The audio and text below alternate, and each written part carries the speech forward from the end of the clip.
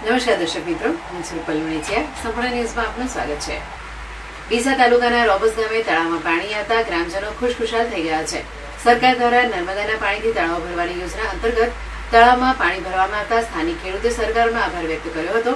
ડીસા સમગ્ર બનાસકાંઠા જિલ્લામાં છેલ્લા ઘણા સમયથી પાણીની સમસ્યામાં વધારો થયો હતો, ત્યારે સરકાર દ્વારા ગ્રામીણ વિસ્તારોમાં ખેડૂતોને સિંચાઈ માટે તકલીફ ન પડે તે માટે નર્મદા નહેરમાં પાઇપલાઇન નાખી તળાવ ભરવાની યોજનાની શરૂઆત કરવામાં આવી હતી, જે અંતર્ગત ડીસા તાલુકાના પણ અનેક ગામમાં તળાવોમાં આવરી લેવાયા હતા. ત્યારે ડીસા તાલુકાના રોબસ ગામમાં પણ આજે પાઇપલાઇન દ્વારા તળાવોમાં પાણી નાખવામાં આવતા સ્થાનિક ગ્રામજનો ખુશખુશાલ થઈ ગયા હતા.